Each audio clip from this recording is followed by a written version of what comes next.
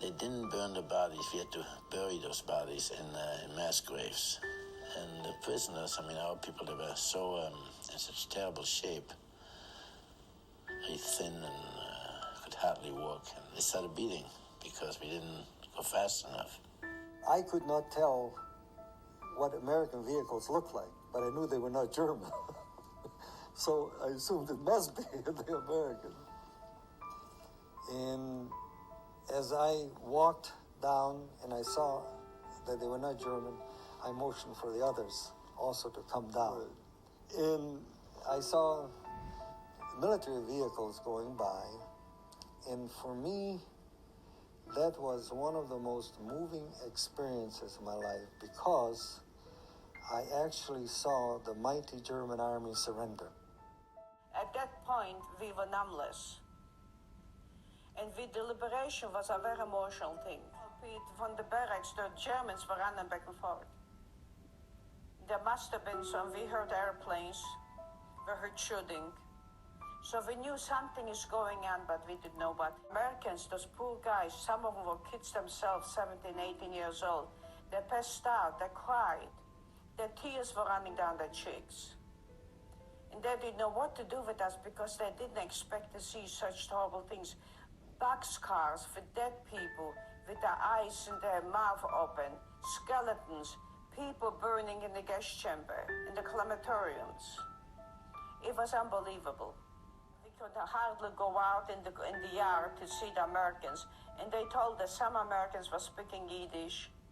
They were Jewish soldiers, and they assured us, don't worry, you are free. I came into Dachau at night, and I saw nothing except the main square coming through the big gates. And of course, I waited for the morning quite anxiously, and when morning came, I walked through the barbed wire gates into the barracks area and selected one of the barracks. I entered it, and there met the first of the survivors. It was a difficult experience for me. There were 3 rows of shelves. Nothing other than the shelves. There wasn't a piece of linen of any kind. There wasn't a bar of soap. There wasn't this chair, place to sit down. It paid no attention to me, as if I didn't exist. No one came towards me to say, welcome, or what is it you want? They just, I was just an apparition. We saw a trainload of prisoners. Turned out they were not prisoners. It was a trainload of bodies.